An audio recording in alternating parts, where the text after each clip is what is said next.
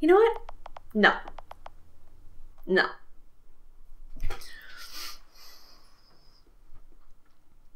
Hi, yes, John Mozelak's office, please? It's, a friend. I mean, it's kind of a surprise. I don't want to ruin it. Super close friend, though. Buddy, pal, that's what I call him.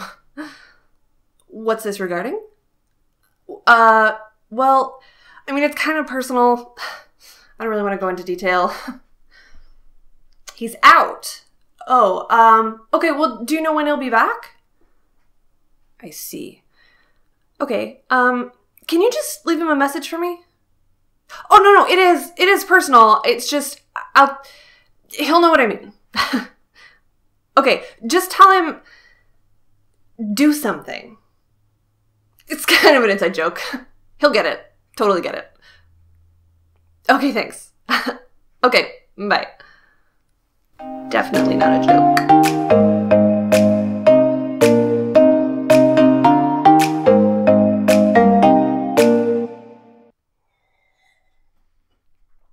All I can think about is the fact that I choose this life. I choose to be a baseball fan. I choose to ride the highest of highs and the lowest of lows, all based on things I have absolutely no control over. Who does that? We do that. You and me together, right? Don't leave me hanging here. You know you died a little bit inside last night, too. In the Ulyss Chastain-Miles Michaelis rematch, there was no magical Michaelis home run to save him from himself. And he wasn't all bad, per se. He just wasn't really good either. Of course, the Brewers offense did what the Cardinals offense should have done and actually tried to do twice. In both the first and second innings, the leadoff batter reached and then overreached right into an out. But that wasn't the worst of the night's challenges. Defensively, we saw the return of 2017's bad baseball, when Dexter Fowler dropped a fly ball that in turn led to 2-run scoring, and then there's the Carpenter to Martinez third to first connection. And then there was the 9th inning. Until last night, the Cardinals had not scored beyond the 6th inning in any game since Game 3 against the Mets.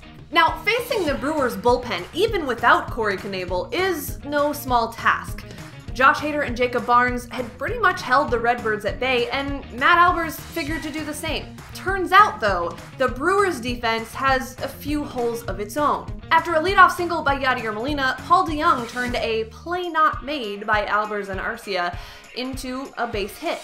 And then, Kolten Wong came to the plate, and after working a 10-pitch walk in his previous at-bat, attaboy Kolten, he was asked to bunt. There are very few things in the game of baseball that I hate more than intentionally giving up an out. I hate bunting. Come at me with your "it's good fundamentals" all you want, you're not gonna change my mind.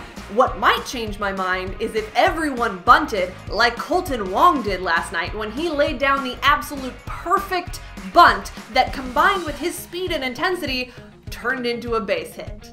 Bases loaded, nobody out on a bunt base hit by Kolten Wong. Baseball, man.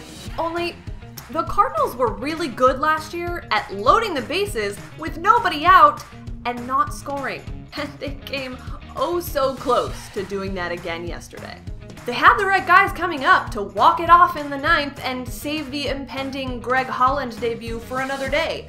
But instead, all they got out of a pinch hit appearance by Greg Garcia, followed by Dexter Fowler and Tommy Pham, was a sac fly to tie the game and send it to extras.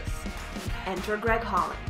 Now, there are probably a dozen different things we could dissect about the choice to bring Holland into this situation on his first day with the team, to throw to the backup catcher who was also making his season debut in the 10th inning of a tie game against the division rival you're probably going to have to beat to make it back to the postseason.